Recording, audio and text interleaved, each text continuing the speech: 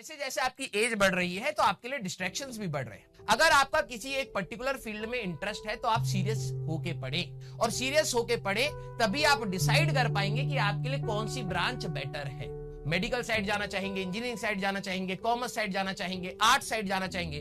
This is the first time in your life जहां पर आप एक प्रोफेशनल करियर की तरफ कदम बढ़ाते हैं। नहीं तो 10वीं तक कोई प्रोफेशनल करियर की बात नहीं थी। यहां पर आके अब आप लोग हम सभी लोग इंजीनियरिंग की बातें कर रहे हैं। कोई कॉमर्स लेगा तो वो उस फील्ड की चीजों के बारे में बात करेगा, कोई मेडिकल लेगा वो उस चीज के बारे में बात करेगा।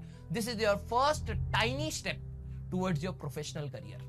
ये एग्जाम आपको थोड़ा सा डिसिप्लिन में लाने के लिए होता है, ये एग्जाम आपको थोड़ा सा मेहनत करने के लिए होता है, क्योंकि जब आप अपने प्रोफेशनल करियर में घुसना स्टार्ट करेंगे तो ऑब्वियस सी बात है डिमांड जो है उसकी स्ट्रगल की है, तो आपको एटलीस्ट प्रैक्टिस हो उस चीज को करने की। क्लियर?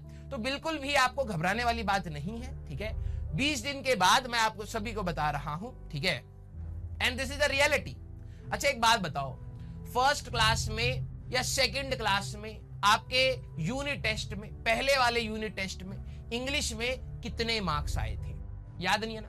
ईमानदारी से मैं बताऊं कि उस समय शायद आपको इतना डर लग रहा होगा या इतनी खुशी हो रही होगी, पापा मम्मी मेरे फुल मार्क्स आए, टीचर ने एक टॉफी बना के दी है, 10 में से 10 या 20 में से 20 लिख के दिया है, क्लास में मेरे को अप्रिशिएट किया गया था, घर वाले भी आपके खुश होंगे। या अगर आपके कम मार्क्स आए थे तो आप शायद परेशान हो रहे होगे, भाई आज घर जाके मेरे को पिटाई होने वाली। लेकिन जब तक मैंने आज इस मोमेंट पर आपको याद नहीं दिलाया, आपको कोई फर्क नहीं पड़ रहा था उस चीज से। यहां से जब आप 30-40 साल आगे निकलोगे ना बेटा, ये जो मार्क्स जिनके लिए आप परेशान हो रहे हैं डजंट मैटर। क्या मैटर करता है वो ये है कि आप अपनी गलतियों को एनालाइज कर रहे हैं या नहीं। कितनी जगह पर आपको पढ़ने का समय था आपने वेस्ट करा, कितना डिस्ट्रैक्शन में समय दे दिया, कितना गलत चीजों पर आपने या गलत चीजें पढ़ने में लगा दिया, जो आपके सिलेबस से ओरिएंटेड नहीं था उस पर आपने कितनी एनर्जी लगा दी। ये चीजें जो जिनसे आप स्ट्रगल कर रहे हैं ये सारी चीजें छोटी हो जाएंगी, लेकिन जो हमें आगे लेके चलनी है वो अपनी मेहनत है,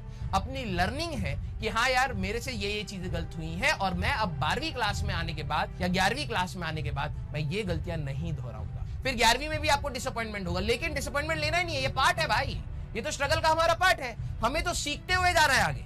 आप भी डांटेंगे अपने दोस्त को, आप कभी बड़े होंगे, आपके बच्चे होंगे, जब वो स्कोर नहीं करेंगे आपको भी तो डर लगेगा ना। समझना भाई, मैं हमेशा कहता हूँ आपके माँ बाप के डांट में भी प्यार ही होता है। उसका रीजन मैं आपको बता देता हूँ। हम सभी लोग मिडिल क्लास फैमिली से बिलोंग करते हैं, हमारे पास कोई करोड़ों की संपत्ति तो है नहीं कि भाई एक ही दिन रातों रात हम अमीर हो जाए। मिडिल क्लास फैमिली के पास सिर्फ एक एसेट है, दैट इज एजुकेशन, और वो भी कईयों को नहीं मिल पाती है।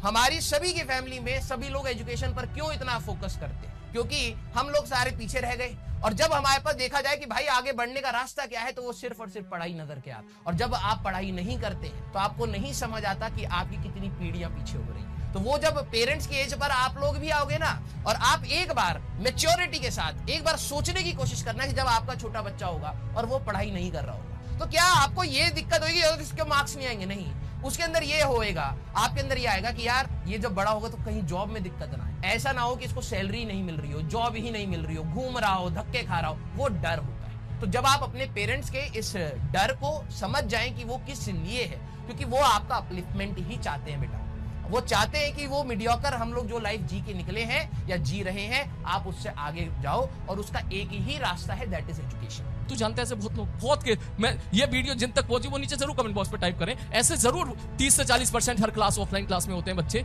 जिनको समझ में ही नहीं आता फिजिक्स चल क्या रहा है। उनके लिए सबसे बड़ा चैलेंजिंग टास्क ये है कि काश मुझे समझ में तो आ जाए, मुझे समझ में तो आ जाए, मैं कुछ सवाल तो लगा लूं, मैं शीट के ओवन के सवाल तो कम से कम लगा दूं, एक्सरसाइज ओ के सवाल तो कम से कम लगा लूं। ये भी नहीं बन पा रहे हैं मुझसे, जेईई मेंस के सवाल भी बन पा रहे हैं। और भैया ऐसे बच्चे को